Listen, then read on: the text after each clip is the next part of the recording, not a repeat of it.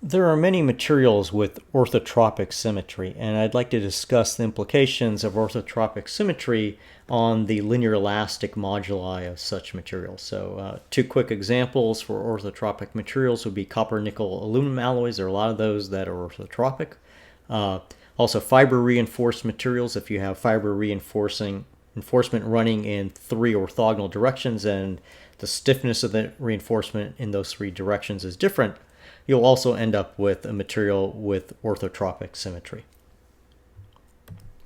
Now, the defining feature of orthotropic materials is that they end up having three reflective planes of symmetry.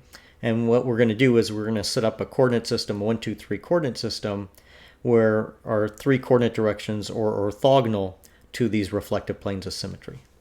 So the reflective planes in an orthotropic material are orthogonal to each other. So now, symmetry transformations of, if we describe them using this basis that we set up being orthogonal to these frames, or these reflective planes, the symmetry transformations will look as follows. They'll be the one that we have for monoclinic materials, so it'll be 1, 1, minus 1. But we also have reflective symmetry about the two-axis, or the plane whose normal is in the two direction. And we have reflective symmetry with respect to the plane whose normal is in the one direction. So we end up with three different symmetry elements for orthotropic materials. Now, we can use the exact same logic that we used with monoclinic materials.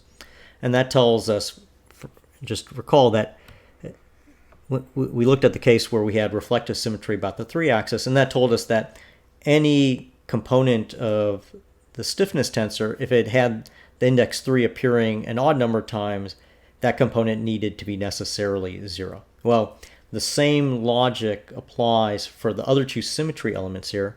So when we consider reflective symmetry about the two-axis, that tells us that any elastic modulus component that has the index 2 appearing once or 3 times needs to be 0. And likewise, for any elastic component whose index has the number 1, if 1 appears an odd number of times, that component also needs to be 0. So if we put everything into the 6 by 6 notation, recalling that the ordering is 1, 1, 2, 2, 3, 3, 2, 3, 3, 1, 1, 2. So that's Voigt's original ordering there. And if we just sort of walk our way through the matrix here, we'll see that the entire upper right block is 0, decoupling the shears from the normals. And the lower right block will be diagonal now. And the upper left block stays the same. So we end up now with a total of 9 unique elastic components, or elastic moduli, for an orthotropic material. So this is a big reduction, say, from the triclinic case, which has 21, and the monoclinic case, which has 13.